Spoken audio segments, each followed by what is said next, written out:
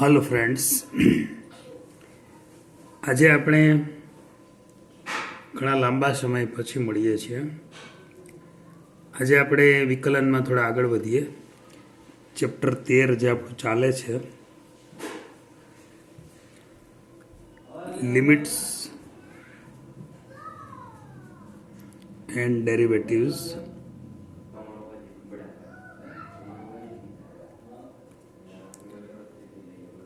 Part 19 છે આ।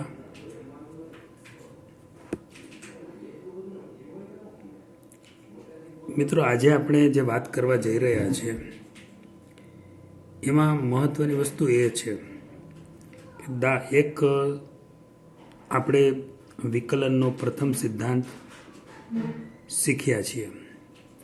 વિકલનના પ્રથમ સિદ્ધાંતની અંદર આપણે એવું શીખ્યા હતા કે દાખલા તરીકે fx બરાબર x⁴n છે, તો f' શોધો એવું તમને કહ્યું હોય, અથવા આ પ્રશ્ન બીજી રીતે પૂછી શકાય કે સાબિત કરો કે d/dx of x⁴n is equal to nx n-1। આવું સાબિત કરો। fx d/dx of x⁴n એટલે x⁴n નું વિકલન n into x⁴n-1 થાય છે, આવું સાબિત કરો।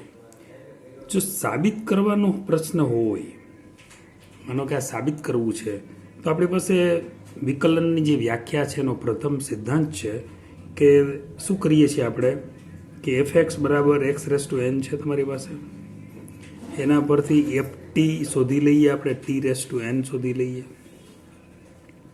હવે f' બરાબર ફોર્મ્યુલા લખીએ આપણે, limit t → x ft minus fx upon t minus x, આ ફોર્મ્યુલાનો આપણે ઉપયોગ કરીએ। તો લિમિટ t → x, ft તમારી પાસે કેટલું છે? t⁴n છે। fx કેટલું છે? x⁴n છે, છેદમાં t માઇનસ x, બરાબર। તો લિમિટ t → x, હવે આ તમે જોશો તો લક્ષનું સૂત્ર બની ગયું છે, n આગળ x n-1। તો f' બરાબર શું આપણે મળ્યું? n into x⁴n-1। અથવા બીજી રીતે કહીએ તો આમ સાબિત થાય છે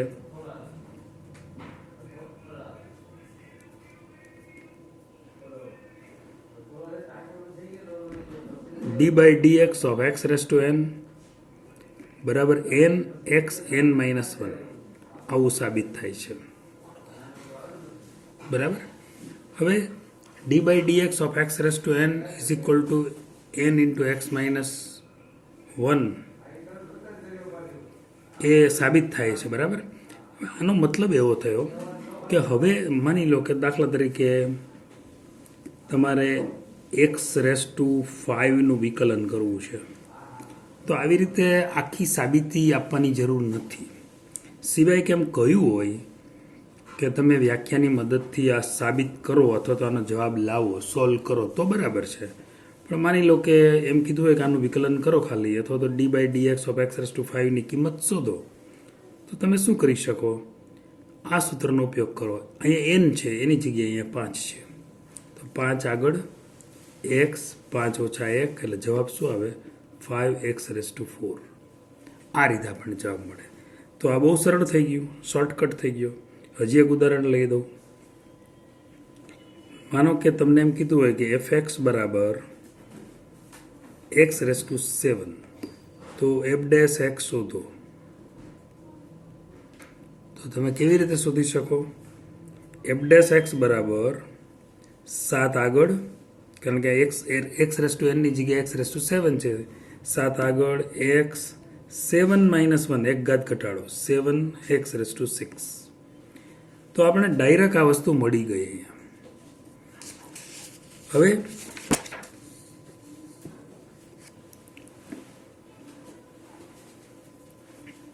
માનો કે બીજું આપણે એક ઉદાહરણ વિચારીએ. આ જે સૂત્ર આપણને મળ્યું ને કે ભાઈ d by dx of x raise to n બરાબર એન એક્સ એન -1, આ સૂત્રને વિકલનનું પ્રમાણિત સૂત્ર કહે છે. આવા બીજા ઘણા પ્રમાણિત સૂત્રો આપણે મેળવી શકીએ છીએ, જેમ કે સાઇન એક્સનું વિકલન તમે વ્યાખ્યાની મદદથી કર્યું હતું. શું જવાબ આવ્યો હતો? યાદ કરો, કોસેક્સ જવાબ આવ્યો હતો. તો સાઇન એક્સનું વિકલન કોસેક્સ છે. માનો કે તમે કોસેક્સનું વિકલન કરો ટી વાળી રીત અથવા એચ વાળી રીત, કોઈ પણ રીતથી, જવાબ શું આવે? -sin x. એનો મતલબ એમ થયો કે કોસેક્સનું વિકલન -sin x છે. પછી તમે tan x નું વિકલન કરો, fx બરાબર tan x ધારી લો અને પછી એના પરથી fx પ્લસ h શોધી કાઢો અને ત્યાર પછી તમે વ્યાખ્યાની મદદથી વિકલન કરશો તો tan x નું વિકલન મળશે sec²x. એવી રીતે તમે cot x નું વિકલન કરશો, મળશે -cosec²x. એવી રીતે તમે sec x નું વિકલન કરશો તો sec x × tan x મળશે. પછી cosec x નું વિકલન કરશો, જવાબ આવશે -cosec x × cot x. પછી તમે વિકલન કરશો e⁻x નું વિકલન કરશો. આપણે ગણતરી તમને સમજાવેલી જ છે. e⁻x નું વિકલન થાય e⁻x જ. ત્યાર પછી a⁻x નું વિકલન કરશો તો જવાબ મળશે a⁻x × log a base e. કેટલાક મિત્રો મને પૂછ્યું હતું કે લોગનો મતલબ શું? તો મિત્રો લોગ એક વિધેય છે. જેમ sin x એક ત્રિકોણમિતીય વિધેય છે, એમ log x અથવા તો log a એક વિધેય છે. બરાબર, e⁻x ઘાતાંકીય વિધેય છે અને log x હોય તો એ લઘુગણકીય વિધેય છે. ટૂંકમાં log છે એ લઘુગણકીય વિધેય છે. બરાબર. પછી log x નું વિકલન કરીએ. log x basically log x એ લઘુગણકીય વિધેય છે, એનું વિકલન થાય છે 1/x. સાબિત કરવું હોય તો તમે કરી શકશો h અથવા t વાળી કોઈ પણ રીત લઈને. x નું વિકલન કરશો, જવાબ આવશે 1.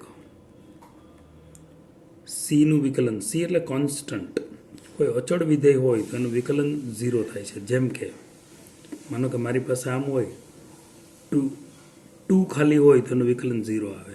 પણ માનો કે આવી રીતે હોય d/dx અને x², તો જવાબ 2x આવે. કારણ કે આ ચલ છે, આ ખાલી અચળ છે. ખાલી અચળ હોય તો વિકલન 0 થાય છે. x² નું વિકલન આ સૂત્રથી, સૂત્ર નંબર 1 થી કર્યું આપણે.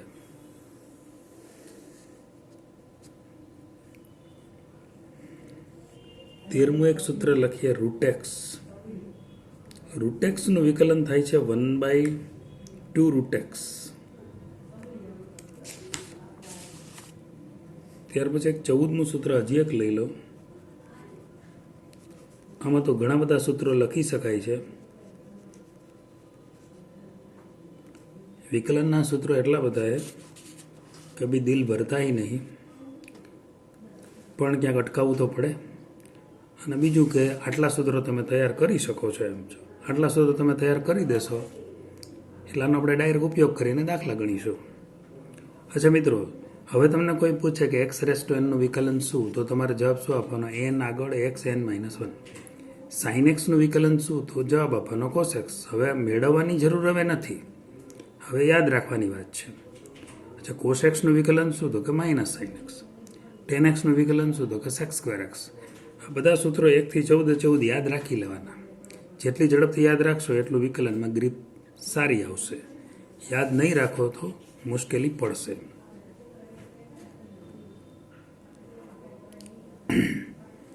અચ્છા, હવે આની સાથે સાથે હું તમને વિકલનના એક કાર્ય નિયમોની પણ ચર્ચા આપણે કરી લઈએ. વિકલનના કાર્ય નિયમો છે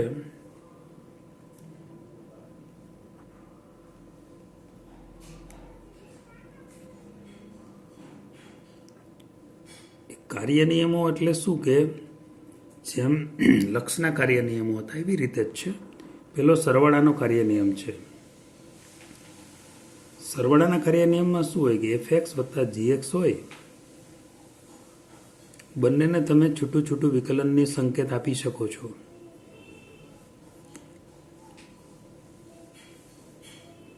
બંનેને છૂટી છૂટી વિકલનની સિમ્બોલ આપણે આપી શકીએ છીએ.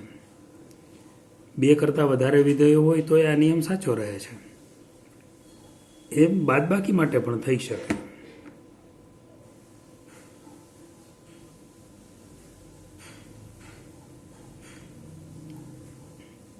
બંનેને તમે છૂટું છૂટું લખી શકો છો. બાદબાકીનો નિયમ છે.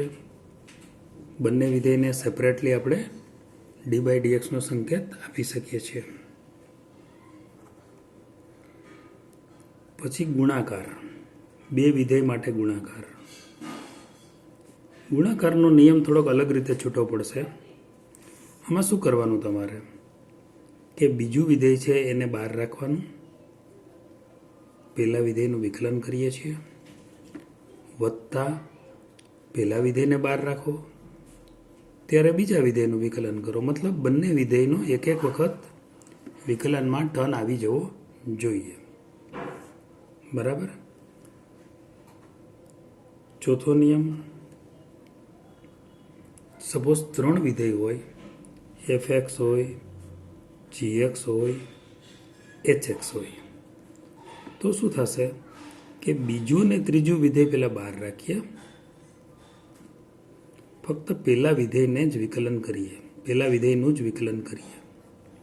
પ્લસ હવે પહેલું અને છેલ્લું વિધેય બહાર રાખીએ પ્લસ કરીને, અને માત્ર બીજા વિધેયનું વિકલન કરીએ. ત્યાર પછી શું કરીશું? પહેલું અને બીજું વિધેય છે એને બહાર રાખીશું અને માત્ર છેલ્લા વિધેયનું વિકલન કરીશું. એટલે 1 by 1 બધાનો ટર્ન આવી જશે. એક વખત એફએક્સનો ટર્ન આવી ગયો વિકલનમાં, એક વખત જીએક્સનો ટર્ન આવી જાય, એક વખત એચએક્સનો. જે વિધેય વિકલનમાં એક લખ્યું હોય એના સિવાયના 2 વિધેય એમને બહાર રહેશે, કોન્સ્ટન્ટ પડ્યા રહેશે. આ રીતે ભાગાકારનો નિયમ હોય. ભાગાકાર તો સાવ અલગ પડશે. એમાં એવું કરવાનું કે એક અંશનું વિધેય છે, એક છેદનું વિધેય છે. તો છેદનું વિધેય પહેલાં બહાર રાખવાનું. આમાં ક્રમ બદલી શકાતો નથી. છેદનું વિધેય બહાર રહેશે. અંશના વિધેયનું વિકલન કરીશું, પછી વચ્ચે માઇનસ આવશે. અંશનું વિધેય બહાર રાખીશું અને છેદના વિધેયનું વિકલન કરીશું. અને છેદમાં જે વિધેય છે એનો સ્ક્વેર. બોલવામાં શું થશે? અંશ એમનેમ છેદ એમનેમ, અંશનું વિકલન ઓછા અંશ એમનેમ, છેદનું વિકલન છેદમાં છેદનું વર્ગ. છેદમાં જે વિધેય છે એનો વર્ગ. કન્ડિશન એપ્લાય કે જીએક્સ 0 ન હોવું જોઈએ. ત્યાર પછી એક રૂલ છે. ધારો કે એક કે છે અને ગુણાકારમાં એફએક્સ છે, એટલે કે અચળ છે, તો અચળને બહાર કાઢી લેવાનો, ફક્ત વિધેયનું જ વિકલન કરવાનું. બરાબર છે. તો આ બધા નિયમો છે એ કાર્ય નિયમો તરીકે ઓળખાય છે. આ યાદ રાખવા પડે છે. હવે આ કાર્ય નિયમોનો અને પ્રમાણિત સૂત્રોનો ઉપયોગ કરીને કેટલાક દાખલા આપણે ગણીએ છીએ. બરાબર.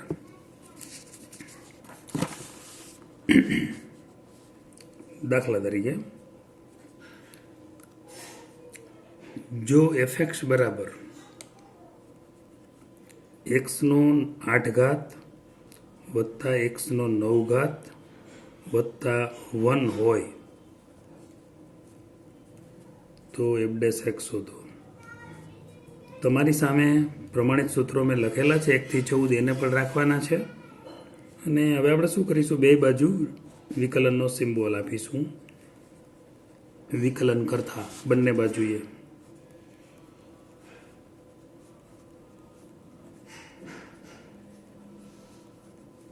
ત્રણ વિધેય છે તો 3 3.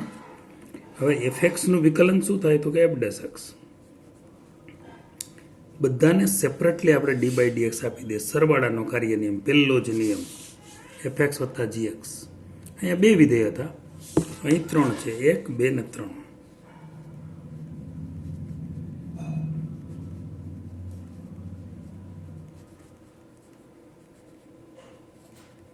બધાને સ્વતંત્ર રીતે ડી બાય ડીએક્સનો સિમ્બોલ મેં આપી દીધો છે.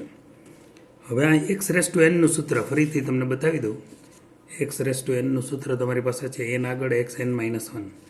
અહીંયા 8 ઘાત છે તો 8 આગળ આવશે, એક્સ 8 ઓછા 1 થશે. અહીંયા 9 આગળ આવશે, એક્સ 9 ઓછા 1 થશે. અને 1 તો અચળ છે, જેમ આપણે અહીં 2નું વિકલન કર્યું હતું, અથવા તો અચળ સી હોય તો સીનું વિકલન 0 થાય. બસ એ જ રીતે અચળનું વિકલન 0 થાય. જવાબ આવશે 8x raise to 7, 9x raise to 8 આ જવાબ.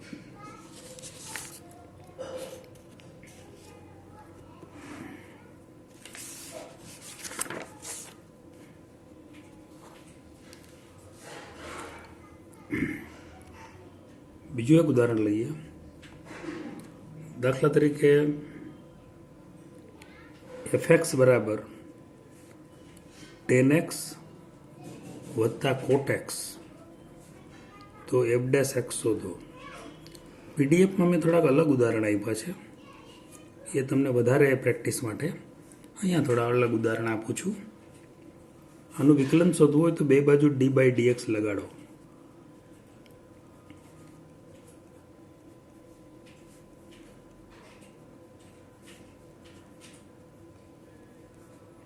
એફએક્સનું વિકલન થશે એફ ડેશ એક્સ.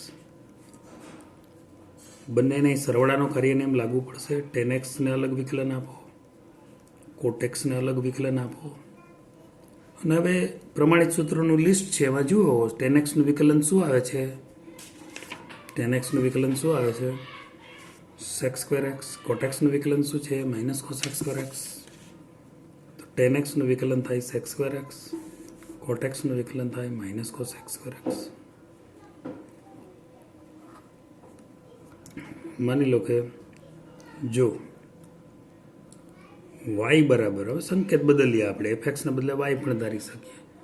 વાય બરાબર એક્સ પ્લસ 1/x ગુણાકારમાં એક્સ માઇનસ 1/x, તો ડીવાય બાય ડીએક્સ શોધો.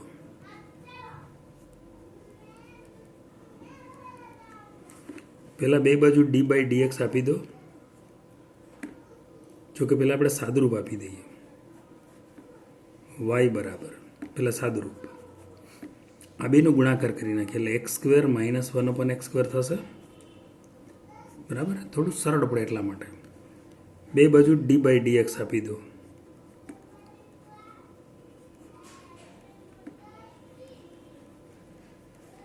તો અહીંયા થશે d by dx of x square,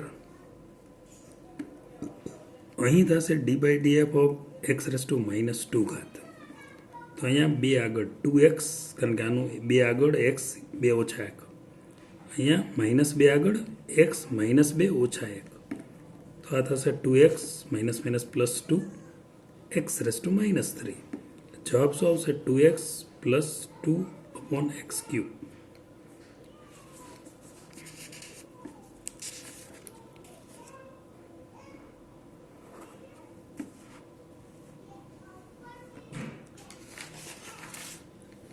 ત્યાર પછીના એક બે ઉદાહરણો.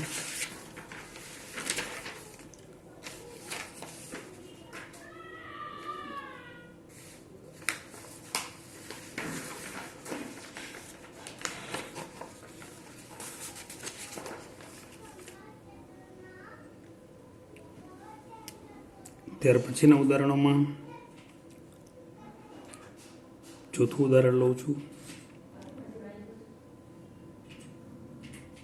D by dx of e raise to x plus log x minus x raise to 10 મેળવો. પદ્ધતિ અલગ છે. વાય ડાબી બાજુ ધાર્યો નથી કે એફએક્સ ડાબી બાજુ ધાર્યો નથી, પણ આમાં દાખલો તો ગણી શકાશે. બધાને સ્વતંત્ર રીતે ડાયરેક્ટ આપણે શું કરવાનું, ડી બાય ડીએક્સનો સિમ્બોલ આપી દઈએ, સરવાળા અને બાદબાકીનો કાર્ય નિયમ.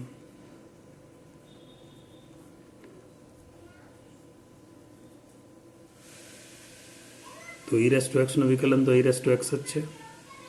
log એક્સનું વિકલન 1/x છે. ને આમનું થશે 10 આગળ x 10 ઓછા 1 એટલે e race to x plus 1/x minus 10 x raise to 9. તો મિત્રો આ રીતે આપણે દાખલા આટલા કર્યા છે. હજી થોડા દાખલા તમને હોમવર્કમાં પણ આપ્યા છે, ઉપરાંત થોડા ગણેલા પણ આપ્યા છે. આ જુદા દાખલા મેં લીધા છે એટલા માટે કે તમને એમની પ્રેક્ટિસ વધારે થાય એટલા માટે. ત્યાર પછી હવે આના પછીનો જે એપિસોડ આપણો આવશે, મતલબ કે 20મો જે પાર્ટ આવશે, એમની અંદર આપણે ચર્ચા કરવાના છીએ ગુણાકારના કાર્ય નિયમ અને ભાગાકારના કાર્ય નિયમની મદદથી વિકલન કેમ મેળવી શકાય. અત્યારે હજી આ ટાઈપ ચાલુ જ રહેશે. આ ટાઈપ 2 ચાલે છે આપણી. તો એમાં આપણે અત્યારે આપણે સરવાળા અને બાદબાકી જ કવર કર્યા છે. હવે આપણે નેક્સ્ટમાં ગુણાકાર અને ભાગાકારને કવર કરીશું અને ત્યાર પછી આમની વધારે પ્રેક્ટિસ થાય એ માટે થોડાક અલગ પ્રકારના દાખલા પણ ગણીશું. Okay, thank you.